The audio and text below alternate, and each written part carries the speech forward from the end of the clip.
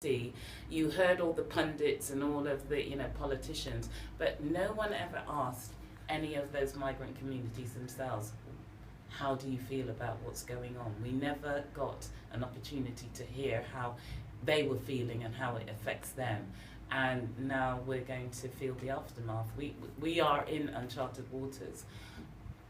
I don't know what's going to happen, but all I can say is hats off for Bristol for kind of, showing that they are tolerant, much more absolutely wider society. Yeah, no, Bristol did good, didn't they? They did. They did absolutely. They did good. That's really good. Now, you were talking about your friend. What else did she say?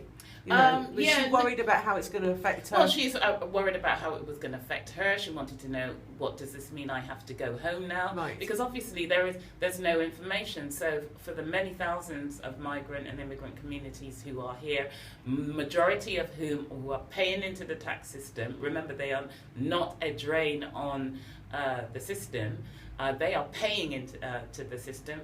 They have no idea. I think they're running scared. They don't know what's going to happen.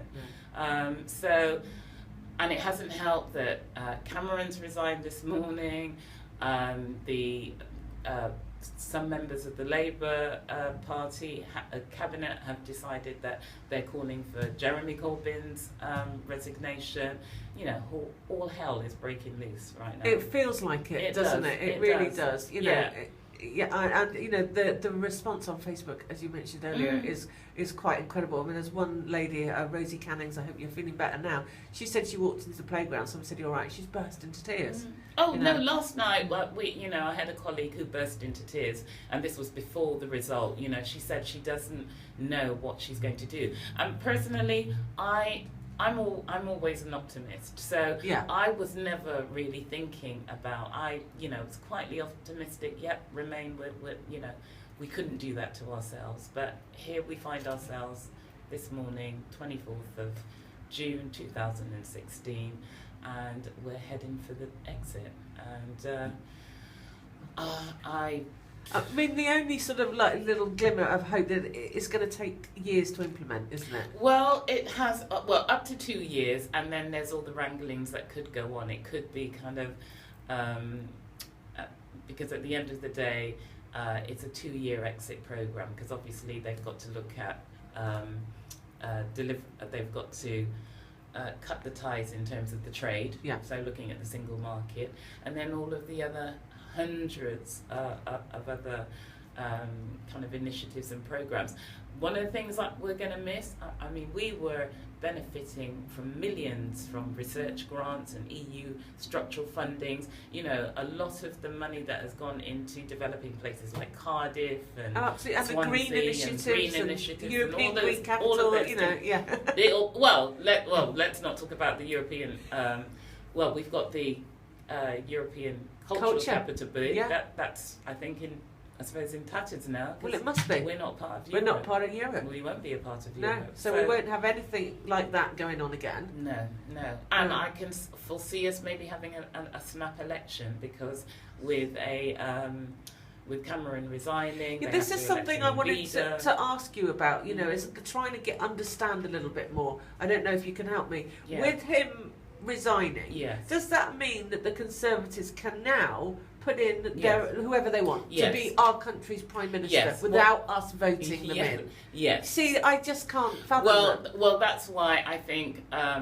So what has happened? He's kind of given his notice, and he's basically saying by the Tory party conference in October, the Tories themselves will decide who will become the next leader of the party, and the next leader of the party will become the next Prime Minister. And we saw what happened with Tony Blair and Gordon Brown.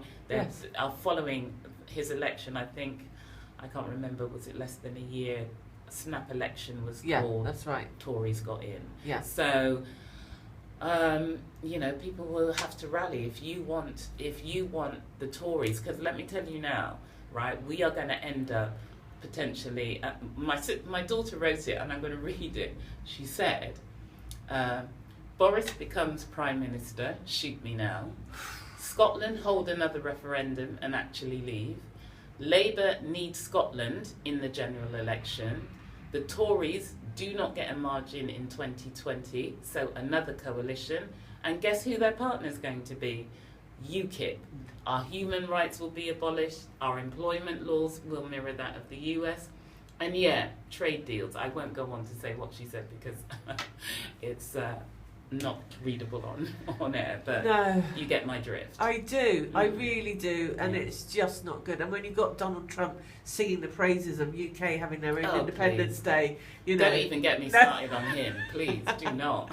Well, listen, let's maybe put that aside for now, that topic. I mean, you are a newly elected Labour councillor for St George West. Congratulations. You know, that is fantastic news. Absolutely fantastic. Now, is it right that you went round and knocked on every single door in your constituents? I did. How long did that take? Well, I was one of the last, if not the last, councillor to be selected. So I literally only had 7 weeks, whereas some of my other colleagues had been selected from about October, November the year before. So they had a jump on me. So my election agent, who I love dearly, Mark, he said, "Oh no, Asha, you're not going to have enough time to get around the whole of your electorate. You know, we'll just have to kind of, you know, decide, you know, target key areas." And I said, you have no idea who you're talking to. So I set to the task of knocking every single door. I have 4,000, just over 4,700 electorate voters in my ward, and over 3,400 doors. And I think there were just 2 blocks of flats with about 25, 30 flats in them that I actually didn't get to knock because they were private. But yeah, I leafleted once, I leafleted every ward. Then I went round and knocked every single door, and people were so grateful. You know, some people were saying, "Oh my God, you know, I've lived here for 12 years, no one's never knocked my door and asked me what I wanted." I turned UKIP voters red, I turned Green red, I turned even a Tory who was a Labour back to red again, you know, because they were appreciative. And one of the things they kept saying to me was, "Well, what are you going to do for me then?" And I kept saying, "Well, it's not what I'm going to do for you, because I could just kind of reel off all the spiel that I've already sent you through the post. You tell me what it is that you want me to do for you, because that's how you are going, you know, 4 years from now, you know." This is what I wanted to ask you. Was there a consensus that was there generally one thing that people united on? Well, the biggest thing that everybody united on, I think, that they really hated George. That was quite clear. This is, by the way, George Ferguson. The 20 mile per hour was a major issue for them, and kind of, traffic, fly tipping, kind of usual stuff that goes around. But you know, knowing that they have someone that is going to advocate for their rights, and because I am an advocate anyway, I'm a community activist. You know, one of the things I was trying to make it clear, because some people felt, "Oh, you know, Asha, you'll be fine." You know, my predecessor, Ron Stone, you know, may he rest in peace. He was a great councillor. He'd been the St George West Ward East councillor for 30 years. So he was really, really well known. So I think there was a feeling that, "Oh, you'll be all right, you'll get the votes." And I said, "Well, no, it's not going to work like that, because the first leaflet that has been posted in everybody's door is showing them a black woman wearing a head wrap called Asha Craig, right? They know nothing about me. So I have to go and knock every door and talk to people and tell them what I stand for and what I'm about. I want people to vote for me, not for my predecessor." So that's what I did, and hence I'm here now. Great. Asha, we're going to have to take a bit of a break. Thank you. And then we'll come back and continue the conversation and perhaps talk about some of your other work as well. Okay, great. Great. You're listening to The Word on Ojima.